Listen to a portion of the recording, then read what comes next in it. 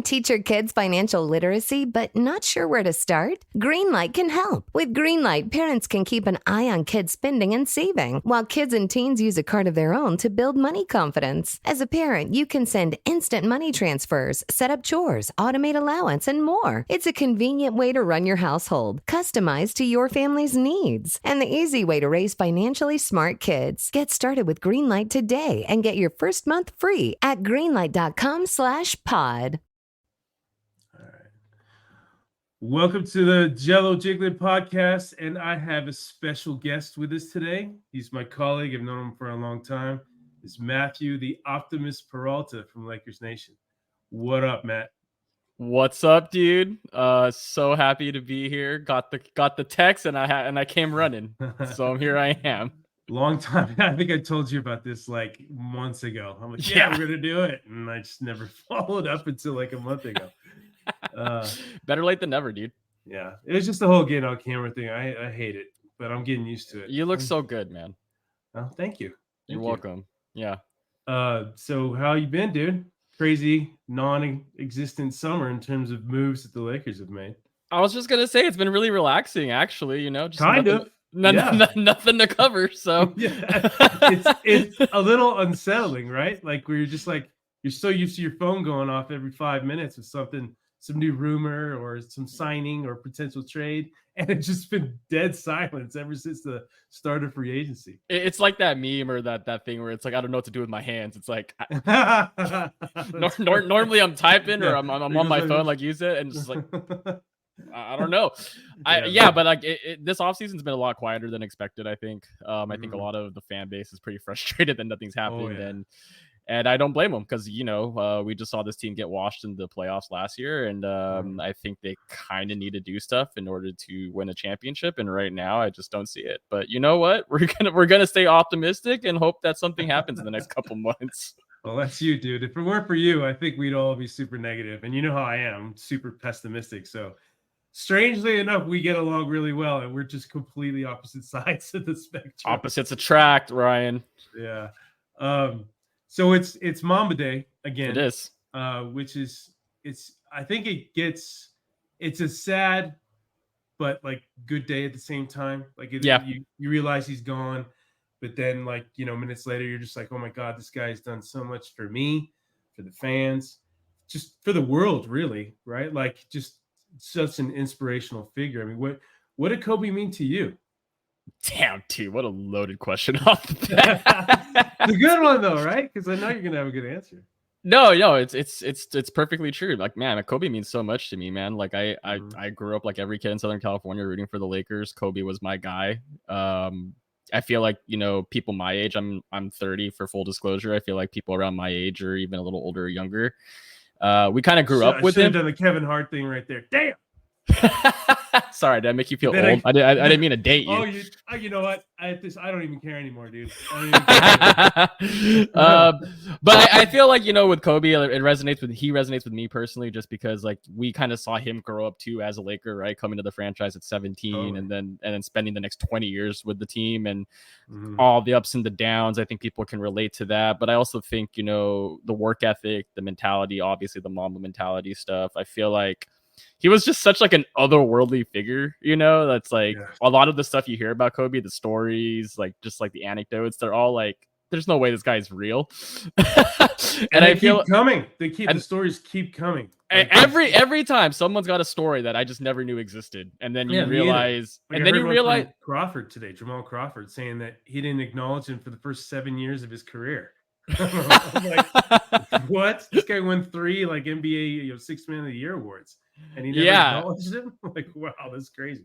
I just feel like you kind of don't realize how many lives Kobe's touched until people start like vocalizing and coming out with their own stories and stuff. I mean, mine personally, like he's the reason why I went into sports journalism in the first place. Like I wanted to cover the Lakers. I wanted to be in sports because I loved Lakers. I loved Kobe. I loved everything about him. And I was like, if I could write, do videos and all this other stuff and have them included in there as far as content, like I was all about it. And that's where I'm at now. So a lot of this profession, a lot of my love for the game, the passion for basketball and the Lakers specifically, it's all Kobe related, man. And, like you said earlier, even though he's been gone for what's crazy is 4 years now, it's it's Mamba Day is definitely a bittersweet day, but I also think it's a good time to reflect and realize like where you're at in your own life and realize how much Kobe meant to me personally and for others around the world. Like he's just so influential, and I'm still happy to have gotten to watch him play and to be inspired by him and to do the things I'm doing now. So overall, man, like he's like everything to me.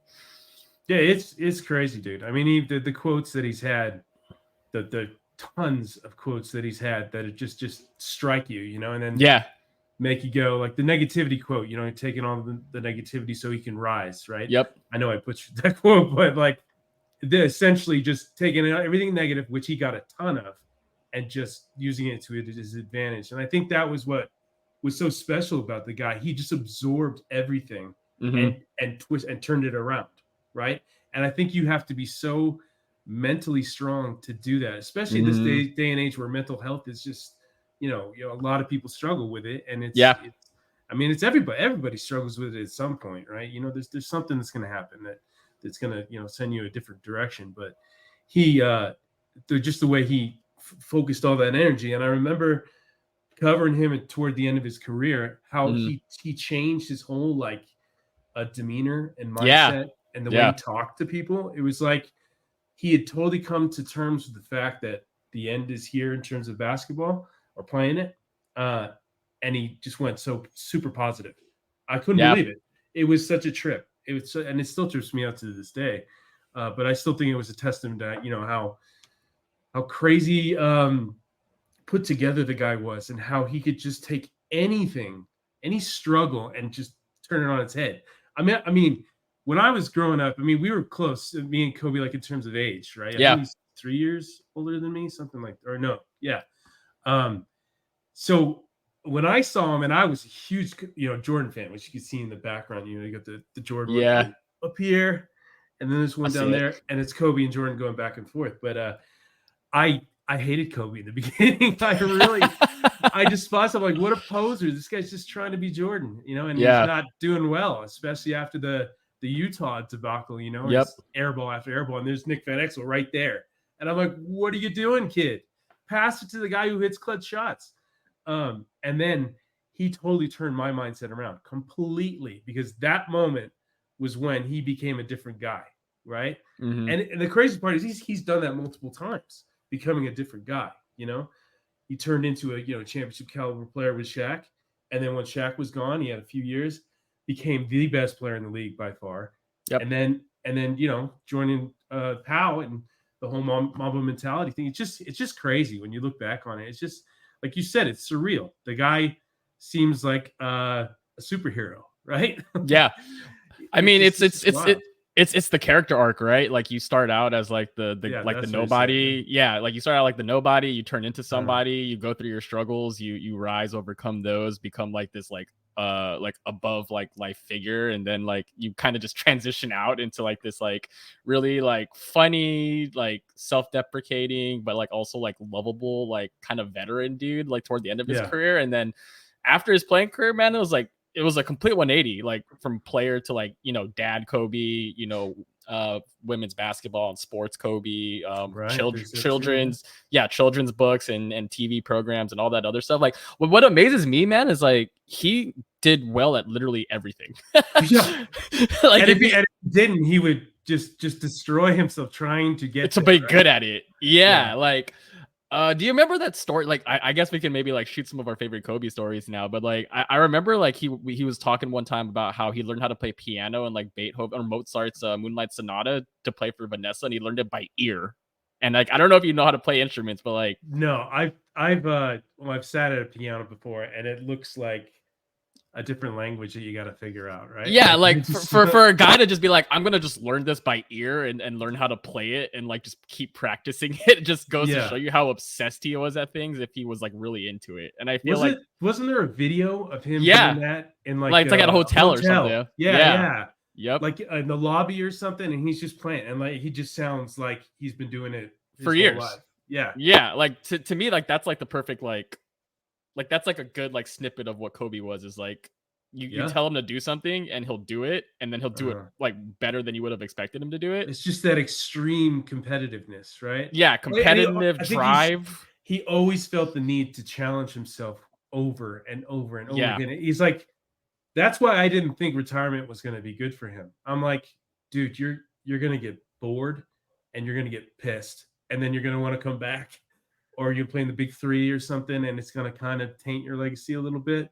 Like, like Jordan coming back as many times as he did. I loved watching him on the Wizards, but it was rough at times. Yeah. Since he could get off the ground like that much, right? Well, hey, Kobe learned and then did not come back, which was great. Oh, yeah. Yeah. That was fantastic. I think he looked at, Jordan, and he was like, okay, well, that's what I want to be. I'm going to try and get there as close as I can, and then I'm going to do my own thing in certain areas, right?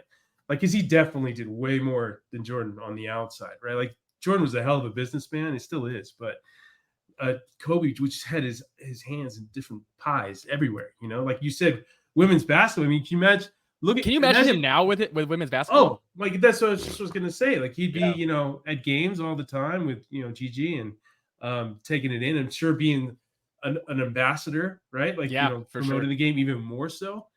He'd probably be so proud about where it is right now. It's hard for me not to watch WNBA games and not think about Kobe, man. Like legit. Right. Yeah. It is crazy because that it's iconic now, but him wearing that orange one with the logo. The logo, yeah, the WNBA orange hoodie, yeah. Yeah. I was there at that game in particular, and I remember the guys in the back, because I stayed in the back of that game, because sometimes you just get more done in the back rather than sitting in an uncomfortable seat and for sure barely seeing anything, right? Yeah. So I'm in the back with the guys, like some of the ESPN video guys, and they're like, "Oh, Kobe's coming." I guess they got the heads up on the headset, right, to get him in the tunnel or whatever. Yeah. And I'm like, "Oh, that's cool." And then I was like, "Oh, I'll see him another time," right? Like that was what I thought. I was just like, "Yeah, he's gonna be here tons more times." And that was the last time. And I remember being like, so that like hit me, when I saw that replay. After he died, I'm like, oh my God, dude, it put it in perspective. Like, never take opportunities for granted. Oh yeah, right. For sure. Never, if you ever have a chance to go with, your mother, your sister, your girlfriend, your friends, take every opportunity you possibly can, because you just never know. You just never know. And I remember that screwed me up for a bit, because I was like, damn, but it taught me a lesson, it really did. A life lesson, another life lesson from Kobe Bryant, right? Yeah. But that was crazy, man. But like I said, yeah, him in WNBA right now, I mean, yeah, he'd be everywhere. He'd be doing talk shows and all that stuff and talking about it. But probably like, totally raving about Caitlin Clark and all, Angel Reese and, these up and comers. I think it's really cool, man. I never thought that the WNBA would be a talking point on any show. And now it's like on every show. Yeah. It's crazy. It's really cool. It's great for the game of basketball. I was just going to say that. I love that. Yeah. Like, I think like we're starting to see an inflection point with the WNBA where like there's actual national interest in it. There's like new fans coming in. You brought up Angel Reese and Caitlin Clark, and those are two like really good young players that I think will have long careers. And yeah, like for me, like if Kobe was around, I think he'd be so happy and proud to see where women's basketball is right now, like just people uplifting it and giving it the attention it deserves. But, going back to the life lesson thing, it's like, yeah, like I thought about it too. Like when we like, man, you think how much of a shit show 2020 was, and you realize it started with Kobe's death and then it goes into COVID and the pandemic and all this other things. And it's like, yeah. So for me, like what I took away was like, it's kind of similar to your experience. It's just like, you got to take advantage of any opportunities you get, and you got to just go out and do things and live your life while you can and with the people that you love. And I think what I really appreciated about Kobe, like post playing career, was like how much time he spent with his family. Like, I feel like you never just saw him by himself. He was always with Gigi, or he's with the whole family, like out and about doing like normal, regular people things. And for some reason that just made me so happy, because I'm like, this guy's like worked his ass off for 20 plus years doing like basketball and other things and playing for our entertainment, and now he finally gets to enjoy his life. And I was like, that was cool. So he was just enjoying the fruits of his labor. And I think he was so dedicated and determined, and like to a psychotic level, some people would say, right? Yeah. You thought that he just couldn't switch that off. And he totally did. And it might have been a lot of Vanessa too. She might have been like, you got to change. Yeah. You got to focus on your kids and me, right? And enjoy life. And I think it just, light bulb moment. He was just like, yeah, totally, that's what I got to do. And he did it. And it's just a shame that he didn't have more time. It's like somebody on Instagram asked me the other day, how old would he have been today? And I think it was 46, right? Yeah, still so young, man. Yeah, and he died at 41. And she's like, oh man, so young. And I was like, yeah, but if you think about it, that guy lived more in 41 years than people do in 80, right? Like he probably more than that, dude. Yeah. I mean, he just made every moment count, and he's going to outlast all of us, right? His memory will outlast all of us because he's such an inspirational figure, which is just wild. It is just crazy. Yeah, like I'm happy we got to celebrate his birthday yesterday as of this recording, and then we got Mamba Day today. And like I think what makes me so happy is that to see how celebrated he still is even after all these years. Like I think that it just goes to show you, like, man, this guy meant a lot to a lot of people, like not even basketball people. Like I remember when everything was going down originally, people that I never talked about basketball with were like, oh my God, like Kobe's dead. Like, I'm so sad. Like, I can't believe it. Want to teach your kids financial literacy, but not sure where to start? Greenlight can help. With Greenlight, parents can keep an eye on kids' spending and saving, while kids and teens use a card of their own to build money confidence. As a parent, you can send instant money transfers, set up chores, automate allowance, and more. It's a convenient way to run your household, customized to your family's needs, and the easy way to raise financially smart kids. Get started with Greenlight today and get your first month free at greenlight.com/pod. My dad works in B2B marketing. He came by my school for career day and said he was a big ROAS man. Then he told everyone how much he loved calculating his return on ad spend. My friends still laugh at me to this day. Not everyone gets B2B, but with LinkedIn, you'll be able to reach people who do. Get a $100 credit on your next ad campaign. Go to linkedin.com/results to claim your credit. That's linkedin.com/results. Terms and conditions apply. LinkedIn, the place to be. And I'm just like, that's crazy to me. Like, you guys don't even really watch basketball, and like this is affecting you. So again, it just kind of goes to show you like what kind of influence and maybe power, so to speak, it kind of like some people can have. And like, I guess what the kids now call it is aura. Like that's what Kobe had. Like that dude, like if he stepped in a room, he commanded it. You know what I mean? Oh yeah. Like dude, you knew he was there. I remember covering him, for years. And every time he walked in the room, I was nervous. Every single time. Because I was like, I don't want to do anything to stand out in the wrong way. Right?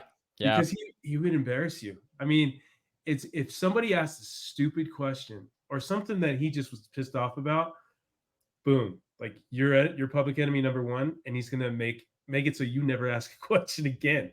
Because I remember when I first got credentialed through examiner.com, which doesn't exist anymore. Now it's like AXS ticketing or something like that. They told me, they're like, okay, we're going to give you a credential, but I have to warn you, we've had people go ask questions and ask to never come back.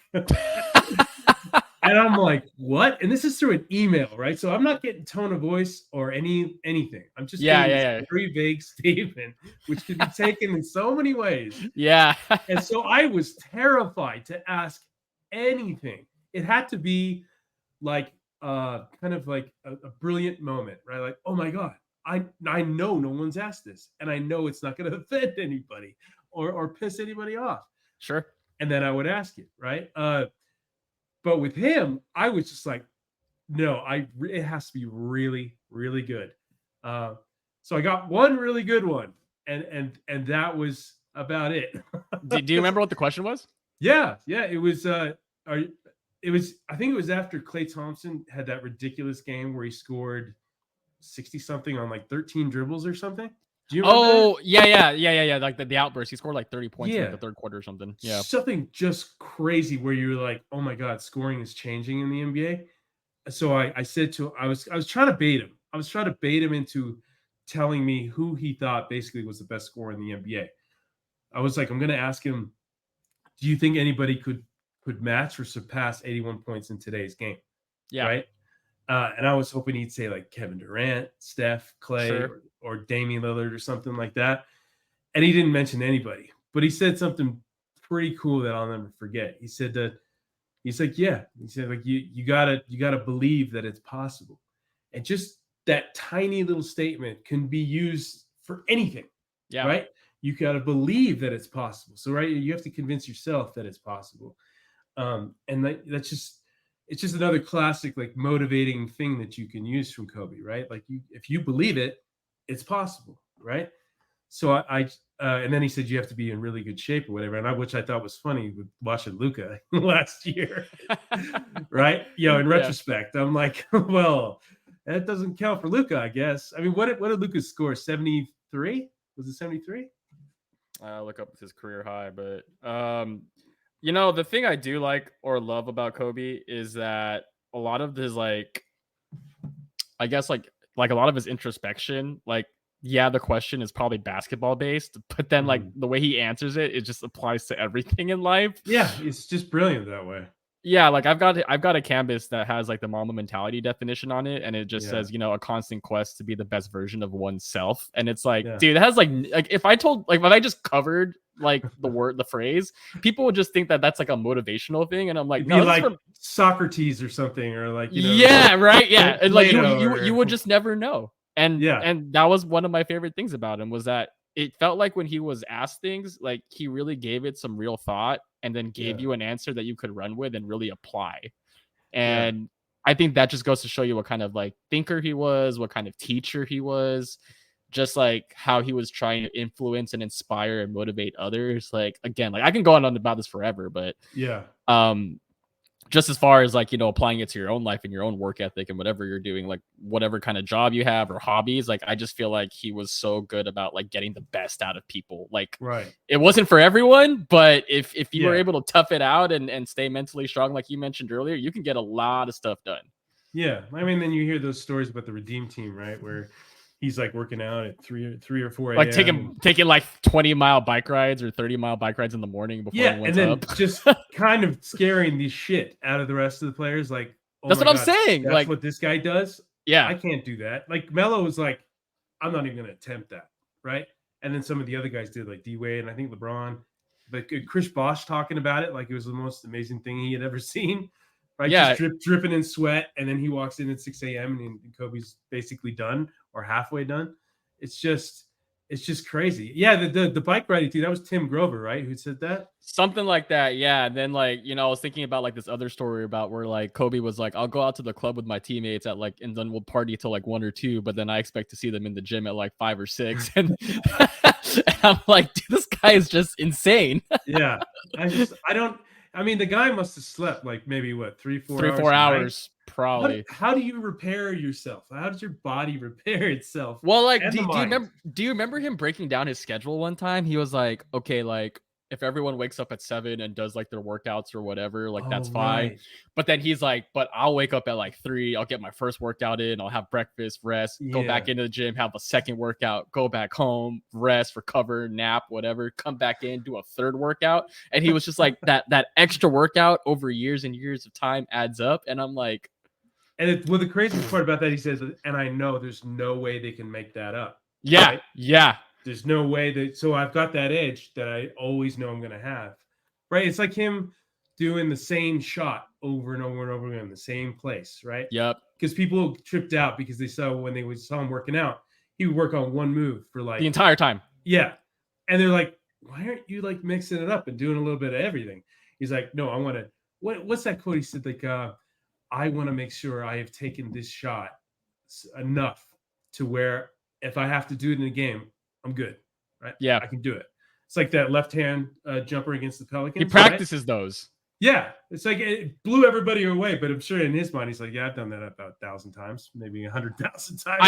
I genuinely believe there was never a shot in the NBA he didn't take that he took that he did not practice. I guarantee you practiced all of them. Every scenario, 3 dudes draped over me, left corner, whatever. I'm gonna just practice. Or the crazy pivots at the elbow. Right? Yeah, yep. Just insane. You try to do that, you might hurt yourself, right? Your knee might explode, right? Because you just don't get it right. But he's just so functional with all his footwork. My biggest what if, dude, is if he just never got hurt. If he never tore the Achilles, never hurt his knee, never tore his rotator cuff toward the end of his career, he probably cracks 40K points pretty easily in my opinion. I would say so. Definitely. Yeah. Like he was just so insane. Just so talented. And he was like Jordan in the sense too, where when he got older, he adjusted his game to getting older. So it wasn't, athletic dunks or just depending on athleticism. It was hashtag feet work, bro. Oh yeah. And fundamentals, just insane. Like, I mean, could you imagine if he like did like a video series where he just taught people how to do moves?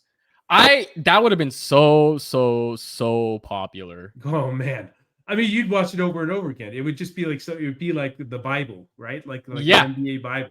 I could watch him. Like I can see it in my head so clearly right now. Like I can imagine him just taking turnaround fadeaways from the elbow for like hours.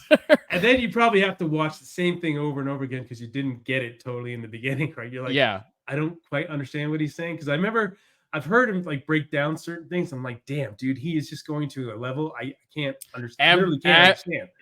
To the T, bro. Like I think like there was a video maybe a couple weeks ago circulating where he was teaching Candace Parker some like post move or something, and I was watching it and I was like, dude, like I cannot like if I was an NBA player during the time Kobe was playing, or like if I was like a young guy, like why would I not be reaching out trying to learn from this guy? Right.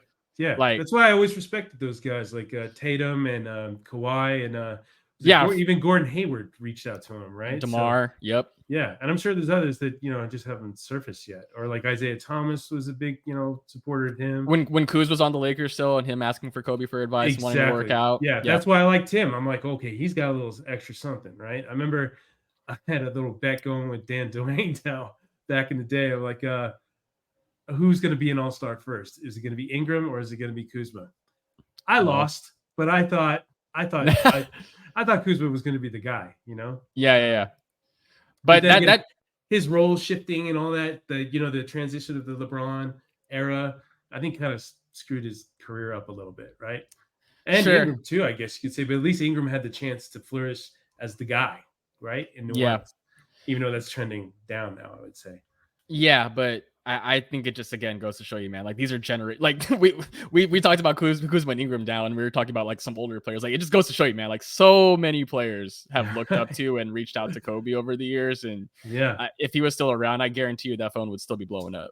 Oh, I mean, he could probably make a ton of money just on consulting alone, right? Oh my god, just doing what Akeem does, with post moves, right? Because remember when he worked out with Akeem? Yeah. That really shitty, grainy video that you. Hey man, this is like 2006 or 7 or something. Yeah. Like man, so many guards today would benefit just to learn some footwork from Kobe. Oh, totally. But yeah, like I just kind of going back to the Mamba Day thing though. Like, dude, like I'm so happy that like he's getting his flowers still. Like I don't really see it slowing down anytime soon. Like I think what's cool is that we've got the statues. I think people are like doing it kind of all like it's kind of cyclical and like, oh, like we're gonna celebrate Kobe some more. Yeah. I'm excited for the third statue, by the way. Yeah, like I don't. Me too. Like what do you think they're gonna do? I think they said 24. It's gonna be. It's gonna be this season. I think it's probably gonna be him jumping on the scores table. 2010 title. That's what I was thinking. Coming down. Yeah. I don't know how to do the confetti, but the only thing I don't like about that is he's wearing a hat. Oh, I know. Yeah, because he put on the 2010 cap after. So I'm that's gonna look a little strange, but maybe it won't. I don't know, because I thought the first one was exactly what I wanted. It was a good one, pointing to the sky, and I thought they hit it out the park, except for the little the engravings. Yeah. I was like, damn, dude, you got one job, bro. Hey, come on, man. Yeah, that's a bad. And what's funny is how long it took for people to figure that out, right? Yeah. All these, hundreds of thousands of people checking it out, and it only just recently got discovered. What, 6 months ago? Something like that. Yeah. I mean, when I saw it, like I wasn't looking for like the writing. I just wanted to take a picture of the statue, But I that's a good call. I was thinking that too. I was like, oh, the Scorers Tables one's super iconic. I think that'd be a good one. Because they've already got maybe like him holding his jersey like this and screaming. That's a good one too. Yep. I mean, there's like no shortage of things they could pick. Yeah, that's the thing. Yeah, they'll never do it, but like one of my favorite like Kobe poses is the like after he hits that like 4-point play in the 2008 Olympics against Spain. I was like, that's a good one too. They will never do it, but like that would be a sick statue. He has to be wearing a Lakers jersey. Yeah, for sure. But that was cool. That was an iconic moment. Yeah, like there's just no shortage of them. Yeah, I think it'll probably be that one where he's celebrating the championship. But I don't know. Maybe they'll come up with something cool. I thought the Gigi Kobe one was cool too. Oh, that one warmed my heart. I was happy they did that one. Mm-hmm. I thought they did that one really well. Yeah, it was pretty tasteful. I don't know where it is because I haven't been back yet, but I'm guessing it's like they said it's right next to the LA Kings one, right? Yeah. I haven't been either. Like I was actually thinking about making my way up there today, just it's Mamba Day, and I usually try to do that. Go check out a couple of the murals around. A ton of people over there right now. I know, yeah, but you kind of just have to, man. It's kind of helps, the feeling about it and like kind of the remembrance, showing 4 years later people are still doing this. It's kind of great. Usually when somebody passes like this, you get like 1 or 2 years of this kind of celebration or reflection on that person, but it just keeps going. It just keeps going. I mean, I think it's just because there's so many things that just keep coming out. I'm not surprised when I keep hearing these stories. I mean, I hope they just keep coming for years and years. Same. Like I like if it's athletes, if it's just like media personnel, if it's just like other random folks that just happen to have crossed paths with Kobe, like nothing surprises me, dude. Like me either. He was so well connected. He knew a lot of people. He was in a bunch of, like you said earlier, he had his hands in a lot of different things. So like it does not surprise me when people like actors, directors, like other athletes in different sports are like, oh yeah, like when I met Kobe or like Kobe told me this. I'm like, I'm just not surprised. Yeah. Just hope that some of them aren't full of shit. You know what I mean? Yeah, like I hope people aren't just trying to capitalize on the moment, but I'm sure there's some. But I think it just kind of says though, like, man, like I feel like almost everyone, especially everyone in basketball, has like just some sort of like I have like a Kobe moment, Yeah, mine is asking that question and being absolutely terrified and shaking, waiting for the answer. Yeah, I do. Like, I never actually got to meet me. Want to teach your kids financial literacy, but not sure where to start? Greenlight can help. With Greenlight, parents can keep an eye on kids' spending and saving, while kids and teens use a card of their own to build money confidence. As a parent, you can send instant money transfers, set up chores, automate allowance, and more. It's a convenient way to run your household, customized to your family's needs, and the easy way to raise financially smart kids. Get started with Greenlight today and get your first month free at greenlight.com/pod. Kobe, but I remember like for class, like in college, as like a sports journalism class, we got to go watch a Lakers game because we had, like knew one of the PR people, and it was after like a loss to the Raptors, which was like 2016, I think, or 2015, I can't remember, but they had just lost. And he was walking through the tunnel, and he like walked right by me. I saw his face, and he was so pissed because they lost, and I was like, I saw that quite a bit. Yeah. And I was just like, ooh, man, like I can't imagine like wanting to talk to him or ask him something right now. He's probably so angry, but I just kind of goes to show you, man, like he's just that intense of a competitor. Like even like a regular season game in January, he was about like, it looked like he was gonna throw something, Yeah, but there's that I heard this story one time that I don't know if it's totally true, but it does make a lot of sense once I tell it. It was back when Dwight was on the team with Kobe and Nash and Powell, right? Yeah. And they just lost to the San Antonio Spurs at home. And they go back in the locker room, and Dwight is doing his laughing, joking, and everything. And they're trying to get to the playoffs. Remember, they were just struggling. Yeah, they were trying to get to the playoffs. Yep. Yeah. And so Kobe, how Kobe must have been like just totally locked in and pissed off. And so he's at his locker and he's joking. He's trying to get everybody laughing and stuff. And this water bottle just comes flying out of nowhere and nails him in the head. Right? And he's like, what the hell? He looks over and Kobe's just like this. Just like, shut up, right?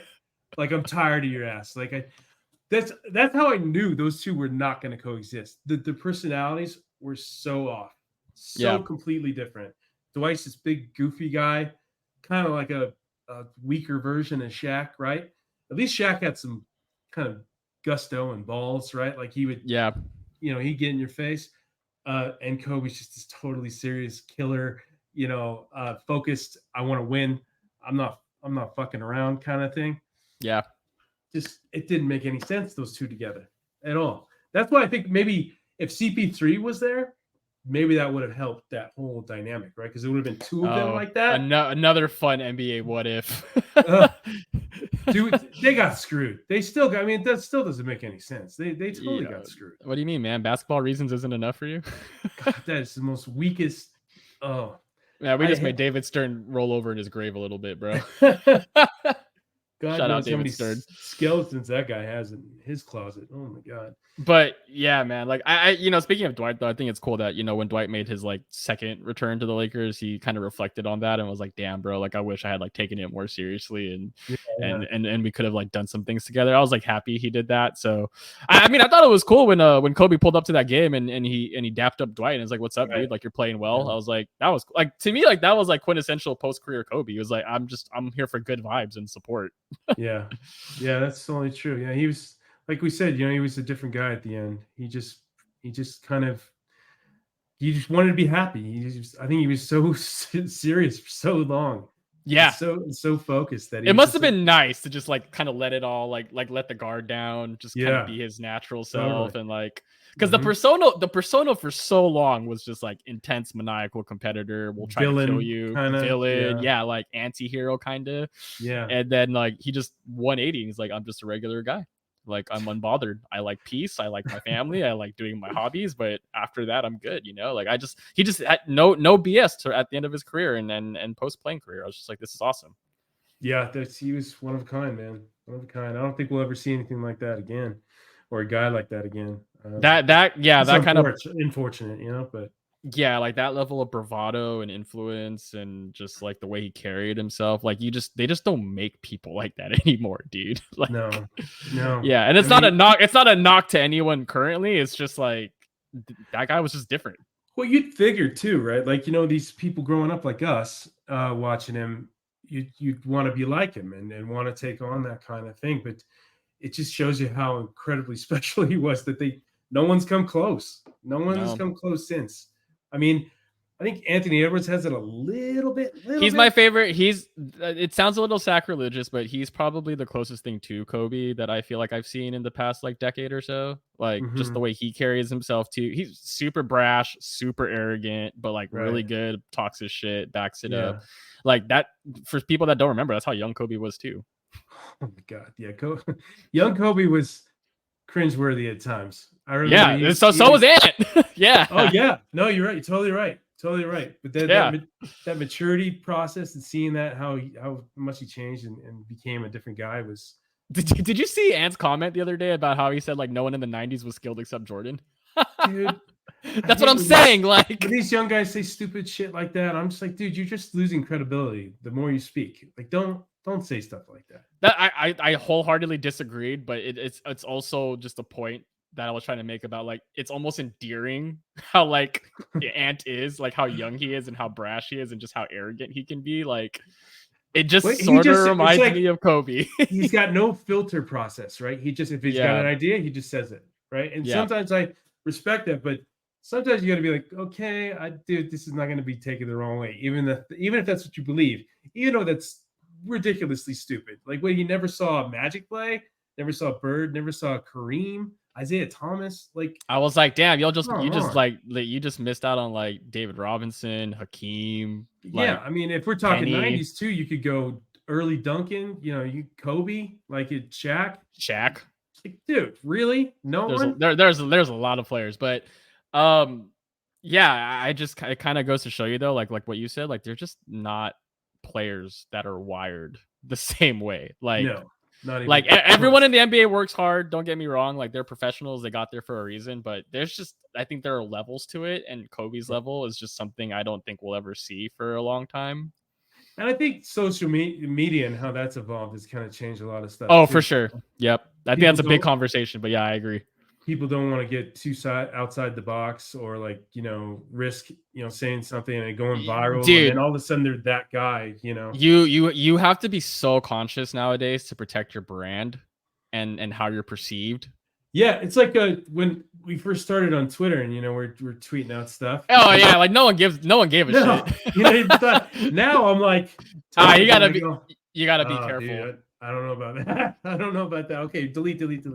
Yeah, like it's nothing bad. It's just like, oh, like I don't know if that's gonna go. Yeah, it's like instantly in your head, you're thinking of all the bad shit that's gonna happen after you tweet this, and how many comments you're gonna get. Like it's gotcha culture, bro. Yeah, like I tweeted or cancel out, culture too. Yeah. I tweeted out yesterday when Kobe followed me on Twitter in like 2013.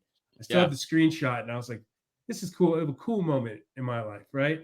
And I'm like, the first thing I thought of is like, people are gonna come at me and say, "Oh, look at you, like clout chasing," and like, Yeah. I'm like, damn, dude. I hate that. That's what comes up in our mind first. It's like, and the sad part is part of it's probably true too. Like people will probably gonna call you out on that shit. Yeah. Even though that's not what I'm trying to do. I'm just like, hey, I'm just trying to remember a tight moment on his birthday. Yeah. And I remember back in the day, I used to get really bothered by that stuff because I'm a pretty confrontational guy.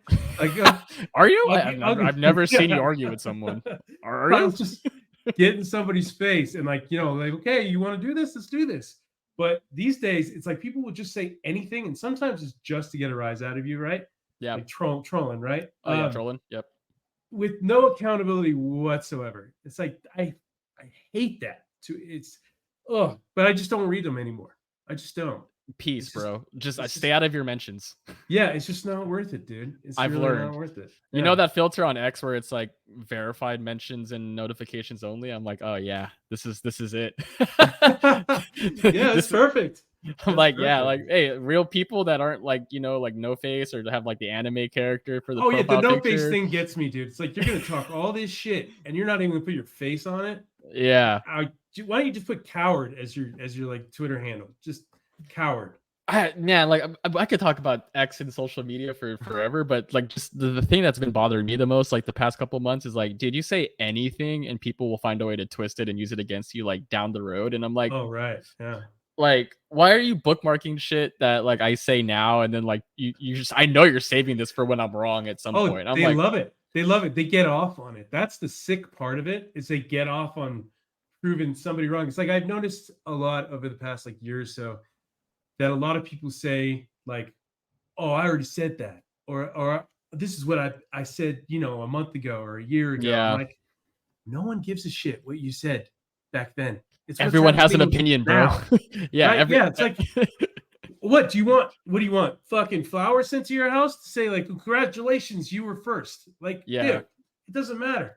And if your voice is this small and this low, no one gives a fuck anyway.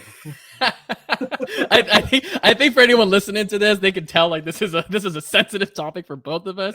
Yeah. Like I swear, bro, it's the older generation. We were a bit older, so we're like on that cusp of, we've dealt with social media for a long time, but we also dealt with life without social media for a long time, right? So yeah, we see both sides and how ridiculous it is now. It's just everybody's got to like one up somebody or tear somebody down. Rarely do you see like really positive stuff, like, oh man, that's awesome, or like, yes, what a great quote or post, or what I would. This is a fun drinking game. Like one of these days, post something and then see how many of these kinds of comments you get where it's like, you know what, I disagree with your point, but I also can understand why you would say that, and I respect it.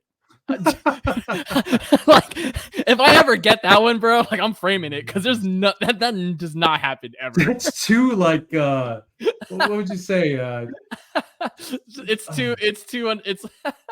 It's too soft. It's too like safe, right? Yeah, it's like safe. it's too middle ground or too agreeable. I think we've got into that generation of sensationalizing everything. It has to be an extreme, bro. Like, you cannot. There's no middle ground. Yeah. The internet has taught me in the past. This is a lesson for anyone out there. The internet has taught me that there is no such thing as nuance or context with things. Jeez.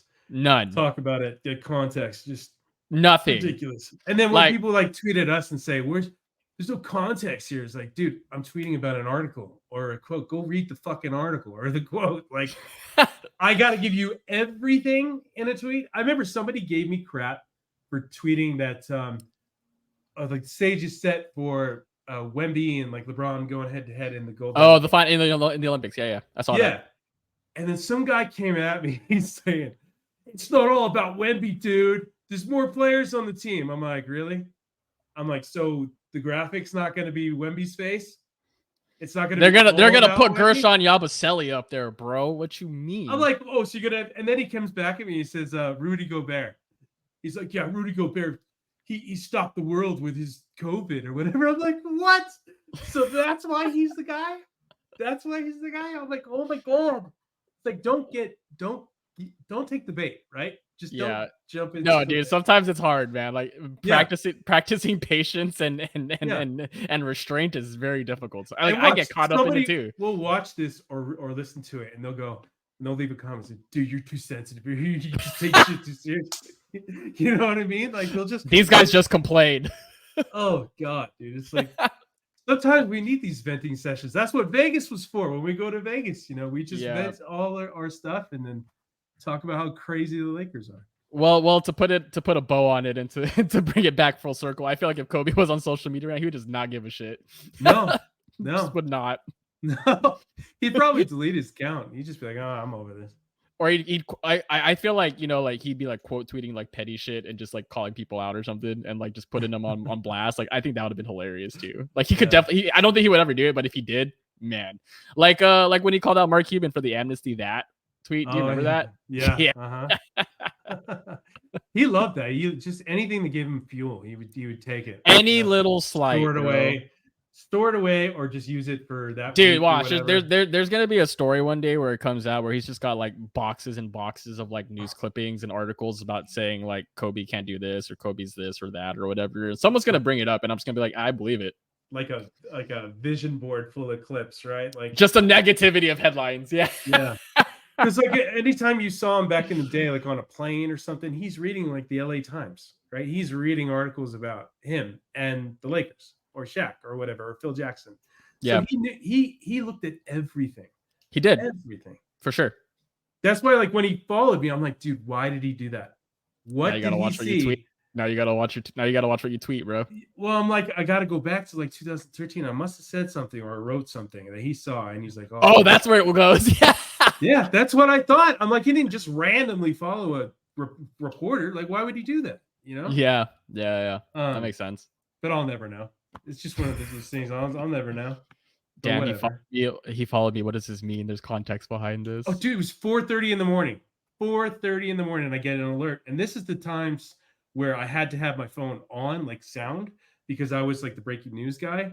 Oh, yeah. Mm-hmm. So my life sucked. It was terrible. I mean, I was covering sports. You can't say it's that bad, but yeah, for sure.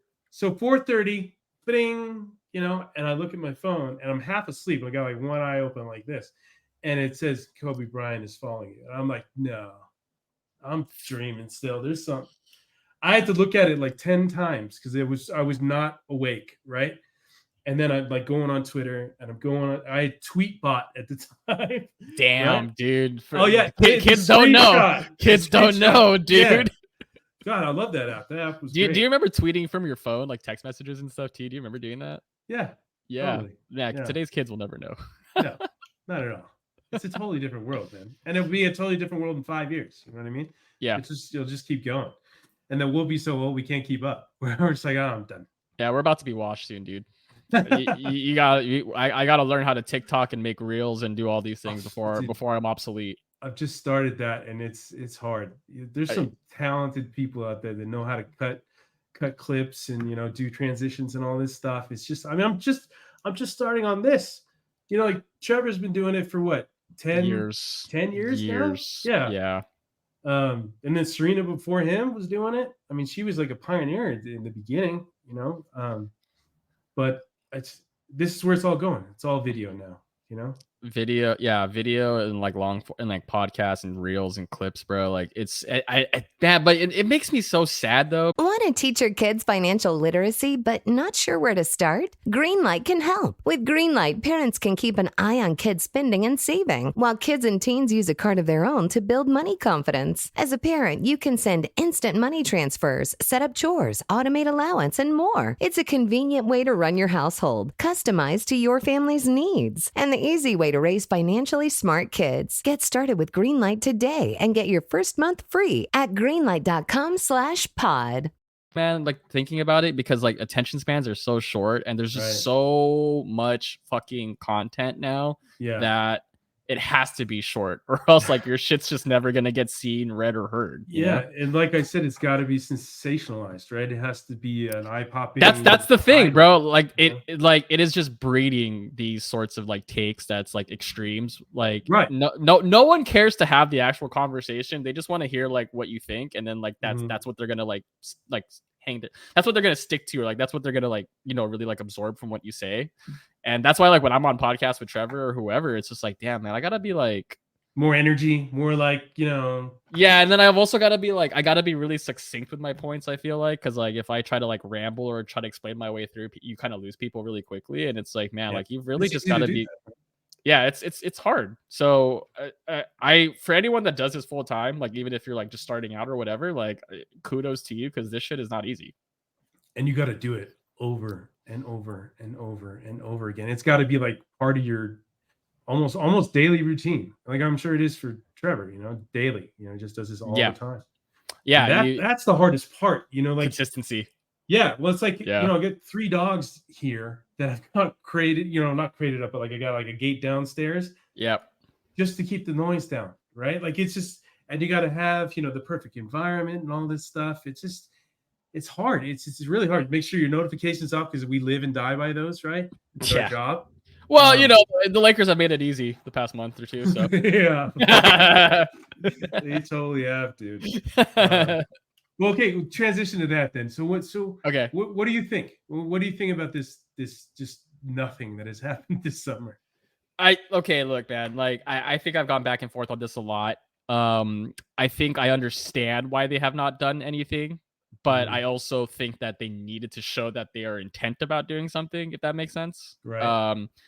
Because look, man, like what did Rob say at the trade deadline last year? We're not gonna make a trade right now. We're gonna save our assets so we can make a big move in the summer. Here comes the summer, no big move. Nothing. Now the narrative is like, okay, like we're getting guys that were injured back. They'll be fully healthy. We drafted some players. LeBron and AD are still down. Like we think we can still compete. And I'm like, dude, this has been the same like story every single summer.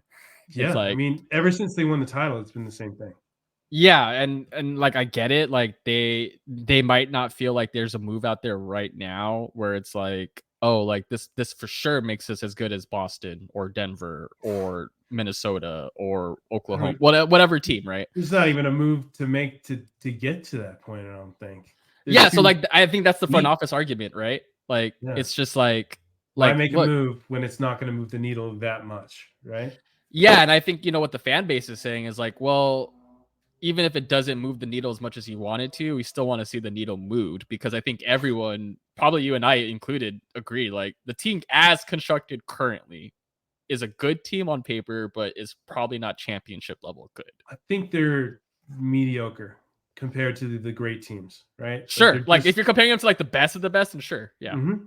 Yeah. So I would call them a middle of pack team right now. That's where I had them. So I was, funnily enough, I was on Scorpio's guys like Instagram live like the other day, and we were just talking about Lakers basketball, and he was like, how would you, like we were talking about like ranking the teams, right? So I was like, I think the top 4 in the West is like Minnesota, Oklahoma, Dallas, Denver, right? Like probably that 4 in some order.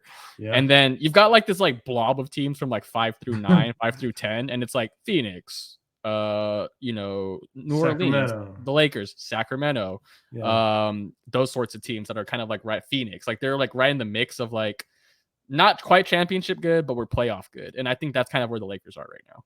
Yeah, that's true. There is definitely there's a tier break. Tier of the four teams that you mentioned is definitely above everybody else in the West. And I think it's kind of the same in the East as well, right? You got it's like Philadelphia, New York, Boston. Yeah, but probably those three alone. Maybe Milwaukee, sure, but yeah. Yeah, I mean, if they do what they hoped to do once they got Dame, then yeah. And I thought they made some decent like kind of around the edges moves, which is what you wanted them to do. Yeah, like Gary Trent Jr. I thought good that move. was a good one. Torian Prince on a minimum too. Good move. Like these are just like these are guys like Darvin Ham, game changing move right there. Oh yeah, for sure, man. He's gonna have his hands in his pockets, and they're gonna be so happy. Can't do that when you're sitting down. True, dude. I guarantee you. Sorry, side tangent, but I guarantee you, if there's ever a photo or a clip of JJ Redick standing on the sidelines with his hands in his pockets, that's gonna get memed to forever, bro. Dude, I hope he never does it. I kind of feel for him a bit because I don't think he has any idea what's coming.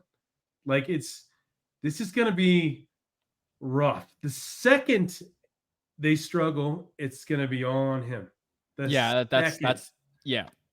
And it's hard. He's basically a human shield for LeBron and AD and Genie and Rob.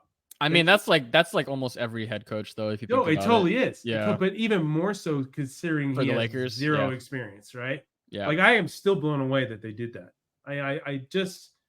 I think Genie was just on Petros and Money talking about it. I think so. Yeah. She was just spitting like PR quotes, right? Like just total,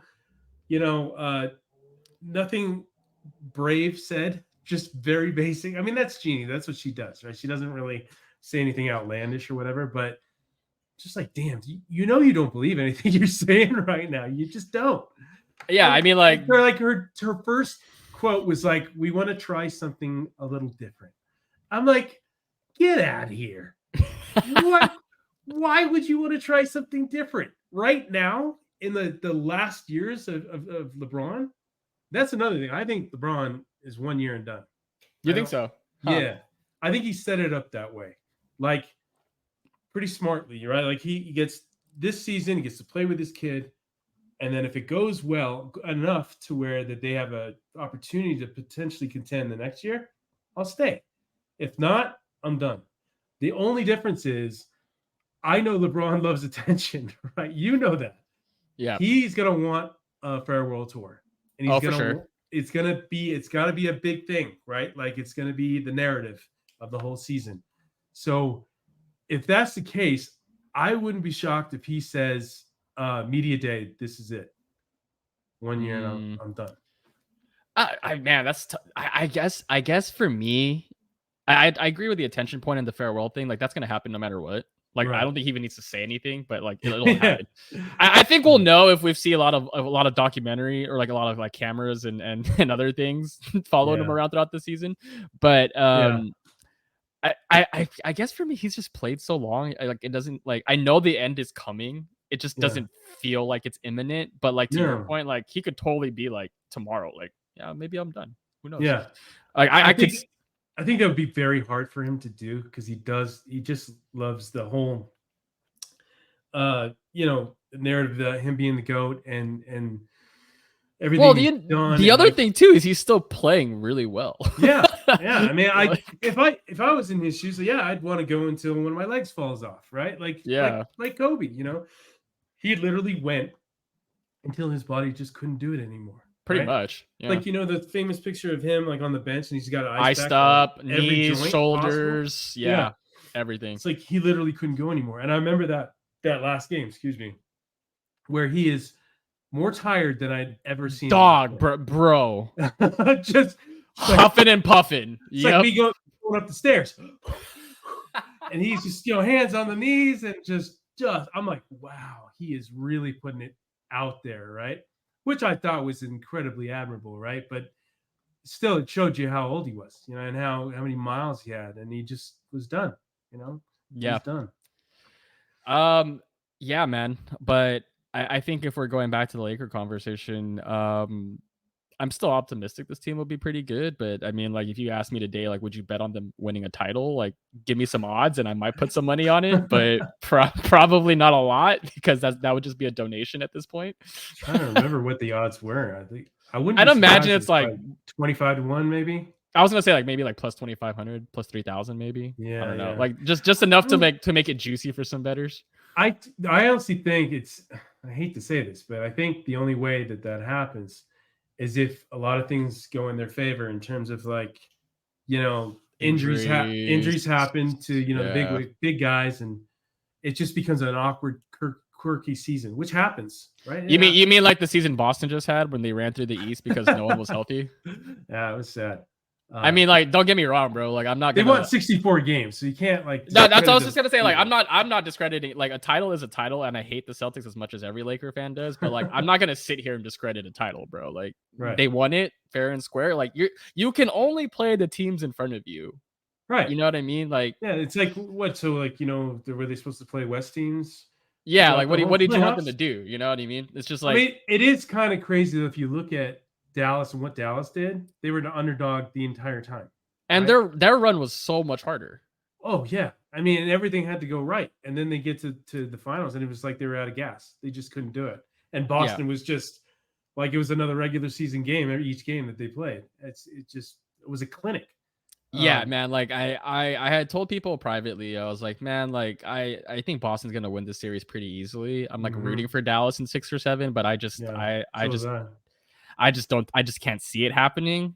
I thought the only way it would happen is if Luka explodes. Just goes nuclear, right? And then Kyrie maybe does a couple games as well. But Luka had a really good series. I think he averaged almost like a triple-double that whole finals. He had to just to stay in games. I mean, yeah. That's the sad part. It's like it was all him. And I'm sure that's going to be something to follow, because you saw the thing today, right? Like saying that the Lakers are put their sights on Luka, which is kind of basically logic, right? The Lakers are going to go after the best guy in the league and monitor whether or not he gets pissed off with Dallas at some point, which will likely happen if they don't win, right? I don't think he's going to go the Dirk route and just stick around, right? I think he'll start looking other places. And then I saw he had the potential to make, oh shit, what was it, like? Probably like half a billion. Yeah. And his next contract after 25. And I'm like, holy shit, that is crazy. Man, the sticker shock on these contracts the next couple of years is going to be insane.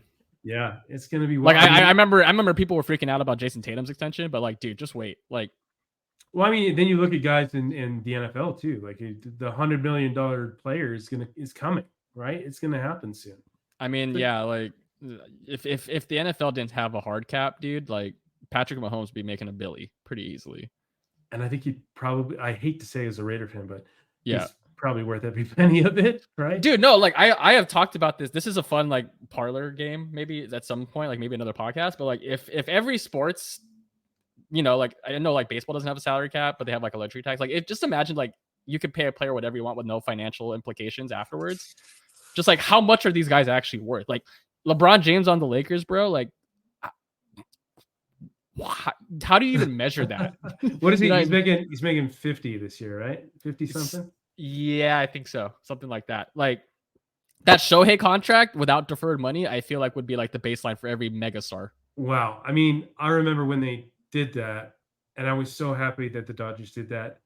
But I've watched more Dodgers games this year than I think I have in like 15 years. But that's my point, dude. Like if you have a generational superstar on your team, it's just such a draw. Like everybody wants a piece. Return on investment is just disgusting. Right. And he has been incredible. What does he have? 40 for 40 now? 40 home runs and 40 stolen bases? Okay, like this is another tangent, but I love talking about it. It's just like, I think what to me is crazy is that everyone knew Shohei is probably the best baseball player in today's game, but he has still somehow surpassed expectations. Yeah, that isn't insane. I was like, I was just like, because it has been disappointing with the Dodgers the last few years, especially in the playoffs, right? They just they shit the bed, legit. Yeah. But with this guy, I'm like, oh my God, I just keep waiting. I mean, it's the kind of cynic in me, right? Waiting for him to fall off because he doesn't seem real. This guy does not seem real. He is good. I'm just blown away. Every time he's at the plate, I'm captivated. Want to teach your kids financial literacy but not sure where to start? Greenlight can help. With Greenlight, parents can keep an eye on kids' spending and saving, while kids and teens use a card of their own to build money confidence. As a parent, you can send instant money transfers, set up chores, automate allowance, and more. It's a convenient way to run your household, customized to your family's needs, and the easy way to raise financially smart kids. Get started with Greenlight today and get your first month free at greenlight.com/pod. Right. Like you make sure you're watching an at bat when he's up there. Right. Because there's like a 50% chance that guy's going to go yard. Dude, okay, wait. So here's a fun story. Like last night, I was out with my buddy of mine. He doesn't even watch baseball really. And I'm like, we're out. I'm like, I have the game on my phone because I'm like, oh, like they tied up the game. It's 3-3, ninth inning. And I'm like, dude, this is the perfect scenario. Like they just walk Max Muncy, bases are loaded, 2 outs, bottom of the ninth, tie game, right? Right. And I pull my friend over. I'm like, bro, Shohei's at the plate right now. The bases are loaded. Like, I think he's gonna hit a bomb. Like I legit said, I think he's gonna hit a bomb. So we're watching the game on my phone. This is like 10:30 at night. And then like first pitch, he like blasts that thing. And I'm like, holy fucking shit, bro. He actually did it. And that was the day he hit 40 steals and 40 bombs in the same season. And I'm like, it's like everything he does is such spectacular fashion that it doesn't seem real. And you know what I love about him? He's just like, yeah, I did that. Yeah, he's got no ego whatsoever. He's just like, yeah, that was tight. I've never seen a superstar like that who doesn't talk shit or like show that he's arrogant or anything. The guy is like totally like what would you say? Just a calm demeanor all the time. So yeah, just everybody loves him. He's just like, I do this. Yeah, like it's like, and he makes it look so damn easy. He makes it look like anybody could pick up a bat and play baseball. Yeah, like, and it was cool that it happened on Kobe's birthday because I'm like, if Kobe was around and he saw that, he would have loved the shit out of that. Oh yeah, he would have been in the back, like when he was what was it, Puig? When Puig yeah, hit that home yeah, run? Yeah. That was a cool moment too. Yeah. Yeah, like dude, like if Kobe was around, he would love this Dodgers team because like he can probably appreciate a team going all in and to have a superstar like Shohei. Like I think I tweeted this the other day, but I was just like, man, like an LA sports fan has just been so incredibly blessed and spoiled. Oh, we're so spoiled, dude. Dude, it's insane. Like that's part of the problem because we're so spoiled that we have really high expectations, even when it's a shitty time, right? Like yes, I mean, the last couple of years of Kobe's career, everybody's like, oh, get him help, and then they gave him shit for signing 2 for $48, which is like nothing now, right? Get your bread, bro. Yeah, I was not mad at that contract whatsoever. You know how many butts he puts in seats? You know how many jerseys he has flying off the shelves? Dude, I mean, it's the same with LeBron. LeBron makes the team so much money. He, in terms of a business perspective, them re-signing him is the smartest thing that they could have done. Right? That's a no-brainer. Because they're going to make a ton of money. And then when he does have his farewell tour, they're going to make it an enormous amount of money. It's just going to be crazy. Yeah, people don't think like that. They just think, oh, well, it's just about winning games. No, it's not. It's about making money too. It's a business. It's no different. Nah, man. Like the Lakers have always survived on superstars, dude. Like right. Yeah, that is literally their brand. Yeah. Totally. It is their brand. Like they are Hollywood for a reason. They need stars. Like LeBron James is the biggest face in basketball still, in my opinion. Right. Like, of course you need to like he could have walked into free agency this summer and been like, just here's a check, like just please enter whatever amount I say and we can be done. Like I would have been like, all right, yeah, like sure. Like that's what I was trying to say earlier, man. Like if the NBA didn't have a salary cap or anything, like that dude could make so much more money. So much. Oh yeah, it'd be ridiculous. It would be ridiculous. I mean, I was thinking too, like if he is serious about buying a team, which I think he is. He's for sure gonna have a team, dude. Yeah.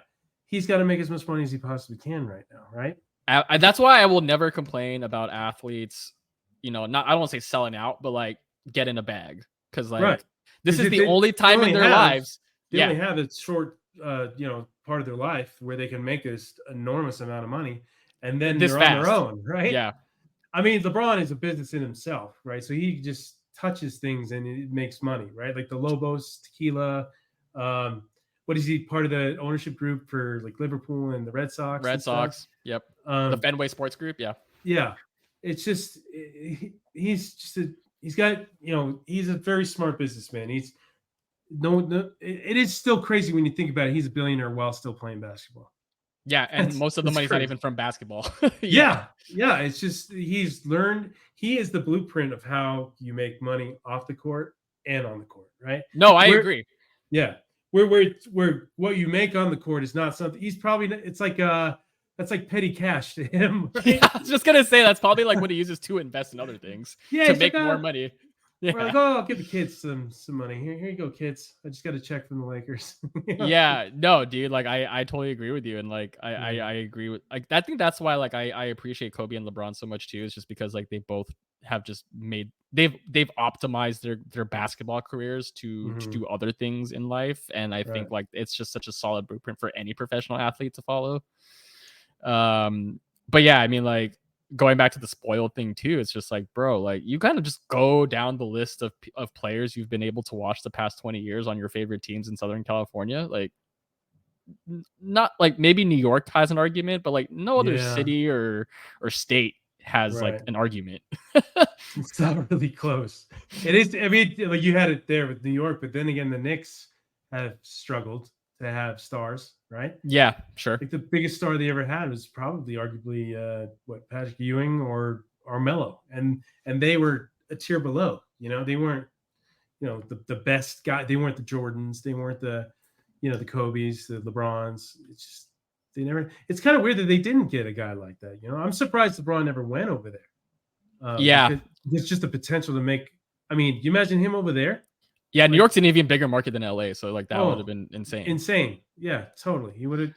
I mean, but you think about it though, because like it could have gone one or two ways, right? It's like you get to save the Knicks franchise, which has been desperate for a title for like over like what 4 decades now, I think, and then or 5, 2 or 3. Yeah, like 5 decades actually. So yeah, so that or you come to the Lakers and you get to resurrect that brand, and it's like. Yeah, and I would say it's easier here than it is over there. Well, right? I mean, you got to live in Los Angeles, which is not a bad perk at all. So. True. And I think to live in New York is kind of an acquired taste. You have to be a certain kind of person to deal with all that craziness. Even though LA is crazy, but it's got its parts, you know. It's got you know, the chill parts, the beach, and all that stuff. And like as we both know, I mean, we both love LA, but. Yeah, I mean, LeBron's just chilling up in Brentwood, you know, unbothered by the rest of the city. So yeah. It's like I think Magic said it once when he's like, yeah, LeBron was the guy in Cleveland, right? Like he was the only star there for sure. And he comes here and he's competing with everybody else, right? Like movie stars and other stars and other sports and stuff. It's just different. LA is just different. Oh, dude. Yeah. Like if I'm a professional athlete, you have to really measure what matters to you if you want to come play here. And if you really want to win and you do win here, you are just set for life, dude. Right. It was like, I interviewed Byron Scott one time. This is years ago. And we were talking and he told me something that it took me a minute to like kind of get it. But he's like, Magic told us if we win the championship, we all win. Right? For sure. And I didn't understand what he meant at first. And he's like, well, think about it. Like if you win the championship, every player on the team becomes a attractive asset for other companies. And 100%. And you're a champion, right? That's what they can, you know, class you as, so you can get endorsements galore. And that's what he meant. He meant we're all going to win off the court as well as on it. Right. Yeah. So it's just, and in LA, it's not like any other place, you know. It's like, I'm sure when the Cavs won, it was cool for about a year and then it just died off, that kind of, you know, allure or whatever. But here it's like you win here and you're a god for the rest of your life, right? You have that legacy for the rest of your life. That is the best way to put it. Like I think for you and I, like, you know, you go back to the early 2000s teams or the 9 and 10 team, even the 2020 team, like you remember almost every player on that roster. Totally. And then, you know, I mean, Sasha Vujacic, right? Like good one. Yeah, Jordan Farmar, Luke Walton, DJ Mbenga. Yeah, my guy. Yeah, Shannon Brown. That's Shannon Brown. Yeah, totally. I mean, we're all going off the same team right here, but yeah, but like but the point still stands. Is like the Lakers have like a family brand. They have the superstar brand, obviously, but like, yeah, man, like the fan base will embrace and adore you if you win here. We fall in love with those guys, right? Yeah. And I think, you know, honestly, I think it's probably the same for every team, right? Like, I mean, like I'm obviously not plugged into every team ever, but I imagine that like other fan bases feel the same. But I think specifically in the Los Angeles market, when you're competing with all these other professional sports teams and how high profile you are, if you win here, you win forever. Yeah. It's just like you're kind of set for life. You will never have to worry about anything. Yeah, like I'm still hearing about Sasha doing things and like a wine company and stuff. It's like, yeah, he's killing it in the wine game. Yeah, I've heard about that. I couldn't tell you who else he played for, and I know I think the Knicks, right? He did. I can't remember if there's other teams. Like it's just once they go. You know, you kind of remember them. It's like when Powell left, it kind of broke my heart. I'm like, oh man, I love that guy. Same. You know? And I actively rooted for him on another team. You know, when he was like on the Bulls, probably. Yeah, I was like, damn, Chicago's going to be so much better, right? San Antonio is going to be so much better. didn't really happen, but still, you know, you rooted for those guys, and they have a special place in your heart. You know, you never forget them. Yeah, even if they're not Hall of Famers, you know. Yeah, and like, you know, we're talking about role guys, but man, the stars that win here, dude. Like, can you imagine if Shohei helps the Dodgers win a World Series this year? No, I can't. Right? Like, do you know like the pandemonium? Well, he'll be in that conversation for the greatest Dodger ever, right? Which is like arguably like the greatest athlete in SoCal history too. Yeah, I mean, I remember when I heard the comparisons to Babe Ruth, and I was like, "What? There's no way, right? Are you talking about?" And then I watched him, and I'm like, "Okay, I get it." And I never thought I would just easily just make that decision, right? Because Babe Ruth, when I was growing up, was the guy, right? Like The Sandlot, you know that movie? I don't know if you've ever seen it. Of course I've seen Sandlot, yeah. Yeah, like it's all about Babe Ruth, essentially, right? And how big he was. And there was no one ever able to get close to that, except for like Jordan, right? Jordan was the closest. And you still never put Jordan over Ruth, which is crazy. But now Shohei, with the fact he can pitch, which is crazy this season, he's just a DH. He's just hitting. He's never been in the field, and he's still like one of the most, you know, appealing, entertaining players in the league. He will probably win NL MVP too. Just you know, as a DH. I mean, just straight hitting. No, I think that would be the first time. Crazy. And I heard, I think Daniel told me the other day that 50-50 has never happened. 50 home runs. 45-45 has never happened, and he's on track for 50-50. Yeah. Wow. I mean, how many more baseball games do we have? Like what? There's 15? No, less than that, but he's definitely on pace. Like, I think at this point, it's a safe bet for 45-45. If he hits 50-50. I can't believe he got to, I mean, he was the fastest ever to get to 40 stolen bases, right? Yeah. For the 40-40 club, he's the fastest because I think like. I like 4, right? Like. Yeah, he I saw the stat. I think he did it in like Soriano, right? The Yankees, the old Yankees guy. Yeah, I think he did it in 126 games, which is insane. So the Dodgers are 77 and 52. If I can do some math real quick, 129 games. So they've got like 33 games left, I think. Wow. Damn, the season's going fast. But you know, it's because it's been so fun. It's fun. Yeah. Because it's not just him. I mean, Freddie Freeman's done his thing. Mookie's back. Teo's done his thing. Yeah, guys. I didn't even know who that guy was. Oh, Teo's one of my favorite players this year, dude. I didn't even know who he was. And he's just so fun to root for. I'll never forget him. Yeah. Like he's crazy good. Yeah, it's fun. I can't believe we went on a total Dodgers tangent. We should be on Dodgers Blue right now. We should, man. Matt, we're open. I got availability, but yeah, dude. Like I think like I guess maybe we can circle back this all to Kobe, but it's just like I think like it's cool that we've still got superstars that you know kind of bring that same level of excitement to the games that they play, and I think like we are just so blessed to have had Kobe for so long to do that. Right. Yeah, like I will never take this for granted again, bro. Like when LeBron retires, I'm gonna be sad because like these past couple seasons have been rough, but like I got to watch arguably the greatest player ever play the game in a Lakers jersey specifically. To watch Shohei do it in a Dodgers jersey is special to me. Like same time. Yeah. Same time. Down the street. Seriously, literally down the street. Yeah, like I don't think I could put into words just how like crazy that is. Like I got 20 years of Kobe. I got a few years of LeBron. I've got Shohei for the next 10 years. There will probably be another superstar or two for my favorite teams that come along at some point. Like you imagine if we get Luka next. Like this, like that, like the next bridge or the next era of Lakers basketball. Just be incredible. I mean, you know, it's going to be somebody like Ant, Luka, or I was gonna say Giannis, but I think Giannis would be too old maybe by the time. Probably too old, but I think you're looking at like the Ant / Luka probably field of players of superstars. But yeah, dude, like I agree with you. Like the Lakers will get someone down the line, like post LeBron. Like they'll have Anthony Davis for a couple of years as like the bridge, I feel like, and then like they'll eventually get the young guy to pair with him, and then that'll be the face of the franchise going forward. Just not looking forward to that lull period, which you know is coming. I mean like that. I mean 3 years of just absolute crap, but. I think for new sports fans or anyone younger, like they have to realize sooner or later that this stuff is cyclical.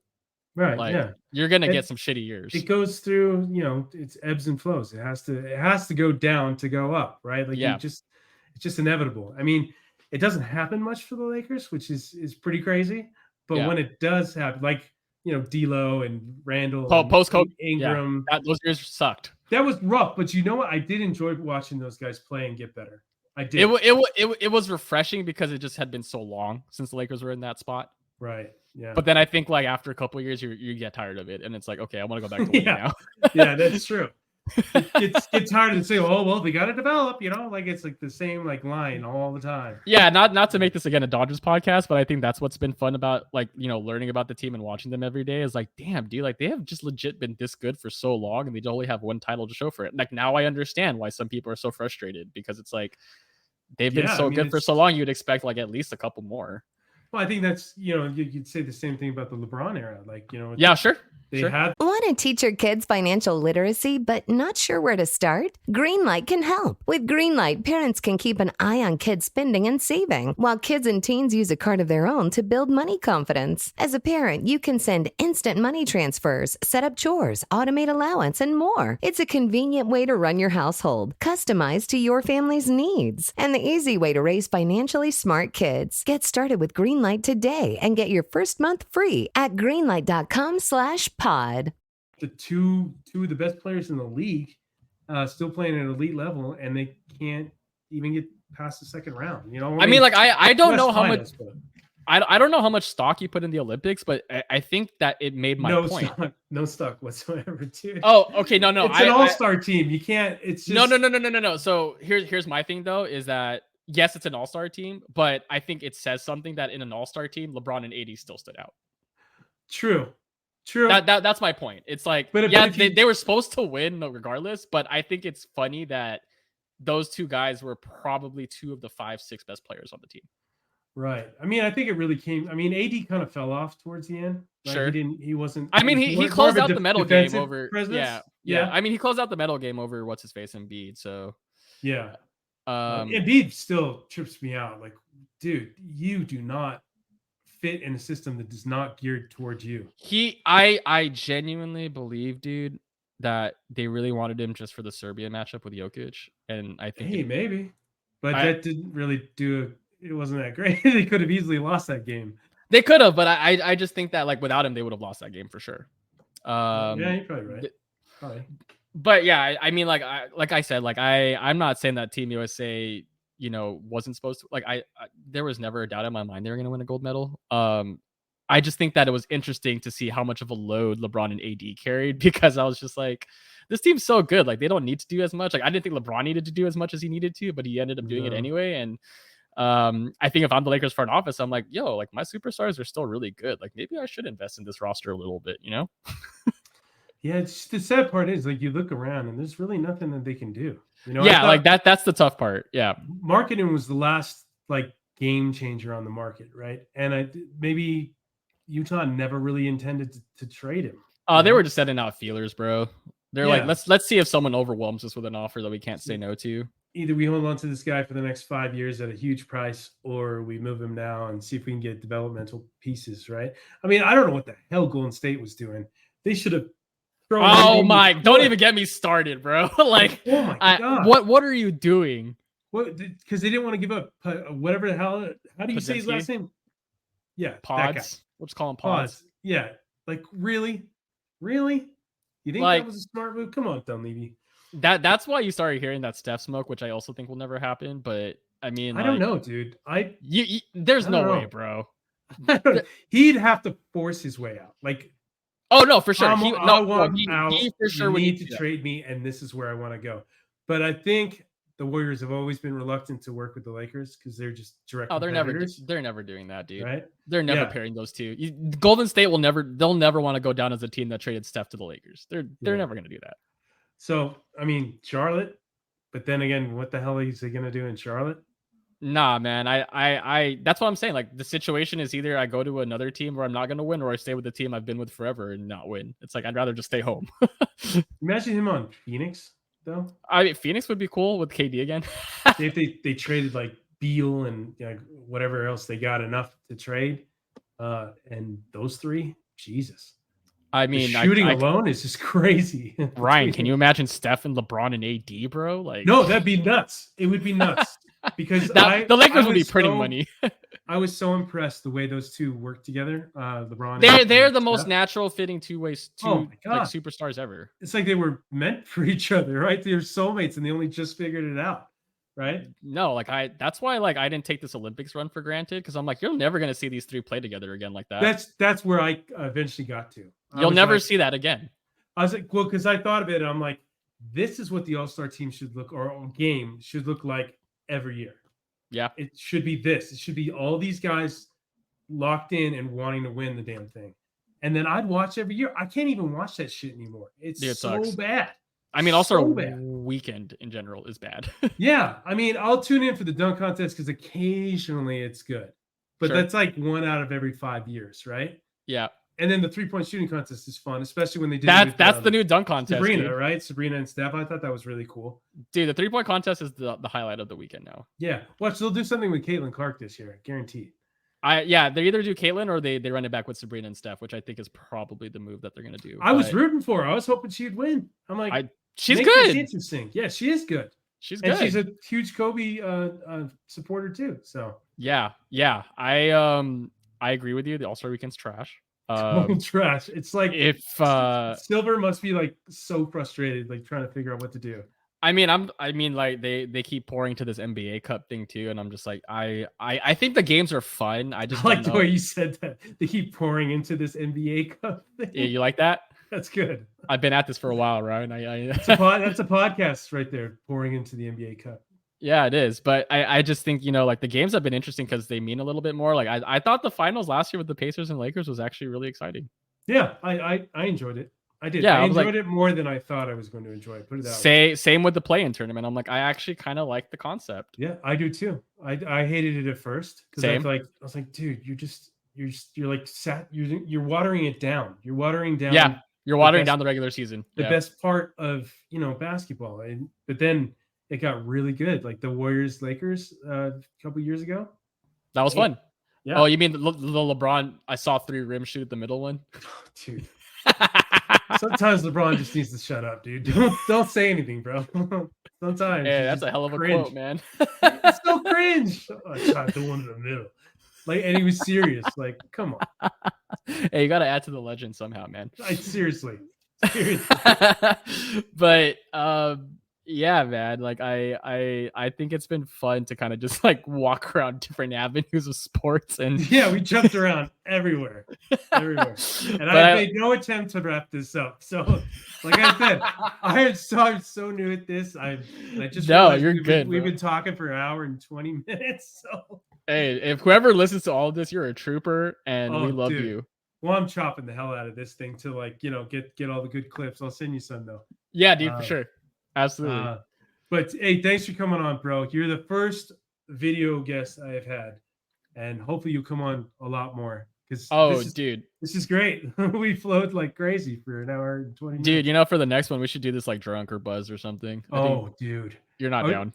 You got to make like a drunk series. Yeah, you got to make a drunk series. You said me of all people is not down to do that? Come on. You really need to get Trevor after he's had like a couple margs or something, dude. Because like he is so good at playing the straight and narrow on all his shows, but like he's the perfect like talk show host, or like the guy to like rein everybody in, like Ernie Johnson. He's like an Ernie Johnson, right? No, he's good at that. No, he's for sure good at it. Good setup guy. Good. We're the crazy off the wall guys that just say random shit, and he's like we're Barkley and Shaq, right? And he's the one just like, okay, guys, keep it together, keep it on pace. But he's really good at it. He's really good at it. But hey, the Buzz Drunk podcast, whenever that happens, dude, I am all for it. That's got to be like a mid-season thing when the Lakers are like, in the stretch of like they've lost like 7 of their last like 9 games or some shit. Yeah, we'll come up with something. I got to get more creative with this stuff, so we'll come up with something. No, man, but I appreciate you for having me. This was fun. I like the conversation where we can just talk. You know what I mean? Yeah, like that's it's the best sort of content. Yeah. I hate just doing just me and just rambling on for 20-30 minutes. I'm like, dude, I wouldn't listen to this shit. Hey, but everyone out there, keep listening, please. Yeah, keep listening, subscribe, and all that stuff. So, all right, brother. Nice seeing you. I appreciate you, dude. No, thank you. All right. Talk to you soon. Talk to you soon, dude. You know when you're listening to a true crime story that has an unbelievable plot twist that makes you stop in your tracks? That's what our podcast, People Are the Worst, brings you with each episode. I'm Rachel. And I'm Rebecca. We're identical twins who love true crime cases that make you say, didn't see that coming, and we hate the people responsible for them. Listen to People Are the Worst now on Apple, Spotify, or wherever you get your podcasts.